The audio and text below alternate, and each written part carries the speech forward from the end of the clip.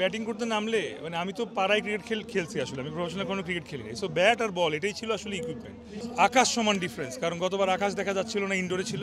এবার খোলা মাঠের নিচে আকাশ দেখা যাবে সো আকাশ সমান ডিফারেন্স আমি কাইন্ড অফ লাইক সব কিছুই অল্প অল্প পারি সো আমি অ্যান অলরাউন্ডার বাট আমি খুব ভালো পারি স্লেজিং করতে এখন মাঝে মাঝে এরকম হয় যে বাংলাদেশ ক্রিকেট খেলতেছে এবং কেউ আউট হয়ে গেছে তখন আমি থাকলে এখানে দাঁড়ায় ছয়টা যে মারতাম না এরকম স্বপ্ন সবার আছে সুন্দর ক্রিকেটার কি মাশরাফি ভাই মাশরাফি বিন মুর্তজা মাশরাফি বিন মুর্তজা Right. আর যদি মাশরাফি বিন মুর্তজাকে ব্যাট করে তাহলে 6 মারার ইচ্ছা থাকে আপনি যদি 6 মারেন আমি যদি ব্যাটিং করি উনি বোলিং করে আপনার কাছে মনে হয় আমি ছয় মারতে পারবো যদি সুযোগ থাকে তো দেখেন মাঝে মাঝে এরকম হয় যে বাংলাদেশ ক্রিকেট খেলতেছে এবং কেউ আউট হয়ে গেছে তখন আমি থাকলে এখানে দাঁড়ায় ছয়টা যে মারতাম না এরকম স্বপ্ন সবার আছে সো ওরকম স্বপ্ন তো আমি প্রায় দেখি এবার যে ক্রিকেট বলে প্র্যাকটিস করছেন সেখান থেকে Right. কিছুটা মনে হয়েছে কিনা না ওরা আসলে অনেক পরিশ্রম করে কিছুটা না পুরোপুরি মনে হয়েছে যে আসলে আমি পাড়ার ক্রিকেট এক জিনিস আর দিস ইজ প্রফেশনাল ক্রিকেট বারবার বলছি আমার আঙ্গুল আস্তে আস্তে ইন্টারভিউ মাঝখানেই ফুলে গেছে যেটা আমরা জানি পাবো এটা নিয়ে আসলে খুব বেশি এক্সাইটেড হওয়ার তো কিছু নাই আমরা জানি আমরা জিতবো আমরা বেস্ট টিম এই তো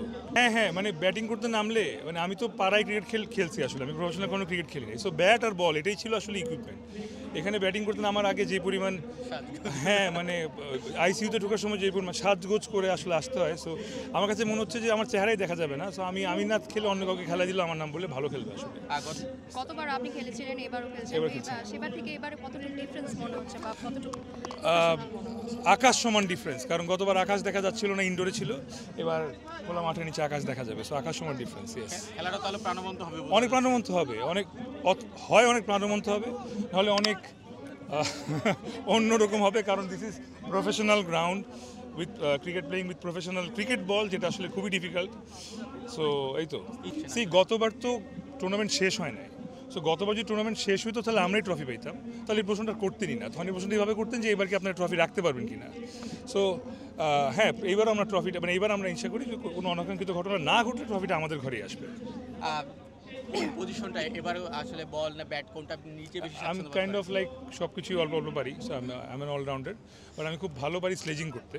সো আমাকে স্লেজিং পজিশনে কোথাও রাখা হবে উইকেট কিপিং রাখতে হবে আপনাকে হ্যাঁ এবার মানে আবার ওই রানার শুনে না তো মাঝামাঝি কোথাও থাকলে দুজনকে একসাথে স্লেজিং করা যায় যত বড় দুইটা টিম যত বড় বিপক্ষ টিম থাকবে যত ঝগড়া হবে ততই হয়তো স্পোর্টসের মজা but we have to take it sportingly এটা আসলে যেটা আমরা ভুলে যাই আমরা সিরিয়াস হয়ে যাই সবসময় and we take it personally so this is a sport একটা শব্দ আছে যে টেকিং এভরিথিং স্পোর্টিংলি হার জিত হবে you have to take it একদম